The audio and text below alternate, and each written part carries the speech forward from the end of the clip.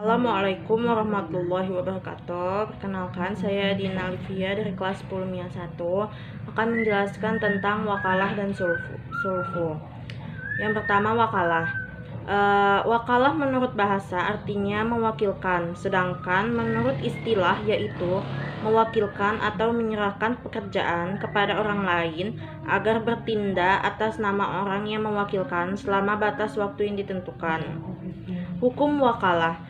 Asal hukum wakalah adalah mubah, tetapi bisa menjadi haram bila yang dikuasakan itu adalah pekerja yang haram atau dilarang oleh agama dan menjadi wajib.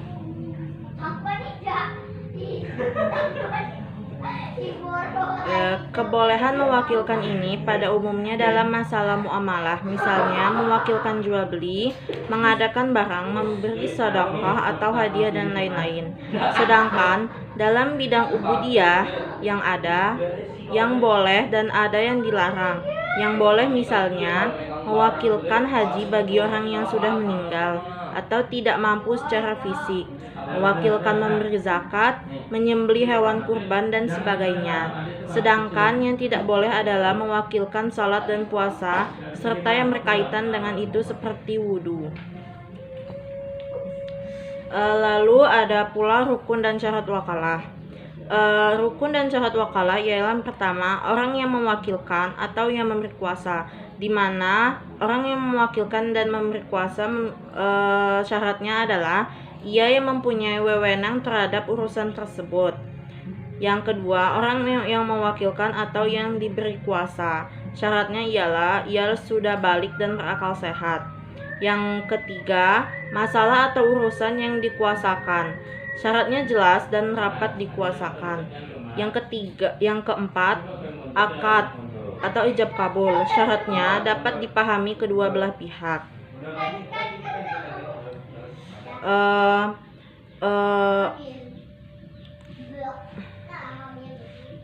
Syarat pekerjaan yang dapat diwakilkan ialah pekerjaan tersebut diperbolehkan agama, pekerjaan tersebut milik pemberi kuasa, pekerjaan tersebut dipahami oleh orang yang diberi kuasa. Habisnya akad wakalah ialah ketika salah satu pihak meninggal dunia. Jika salah satu pihak menjadi gila, pemutusan dilakukan oleh mewakilkan dan diketahui oleh orang yang diberi wewenang. Dan yang keempat, memberi kuasa keluar dari status kepemilikannya. Dalam wakalah tersebut kita dapat mengambil hikmah, yaitu dapat menyelesaikan pekerjaan dengan baik dan cepat, sebab tidak semua orang mempunyai kemampuan dapat menyelesaikan pekerjaan tertentu dengan sebaik-baiknya. Misalnya, tidak setiap orang yang kurban hewan dapat menyembelih hewan kurbannya, tidak semua orang dapat belanja sendiri, dan lain-lain. Yang kedua ada sulhu, di mana pengertian sulhu menurut bahasa artinya damai, sedangkan menurut istilah yaitu perjanjian perdamaian di antara dua pihak yang berselisih. Sulhu juga dapat diartikan perjanjian untuk menghilangkan dendam, persengketaan atau permusuhan, atau pula memperbaiki hubungan kembali. Sulhu hukumnya wajib sesuai dengan ketentuan-ketentuan perintah Allah atau perintah Allah.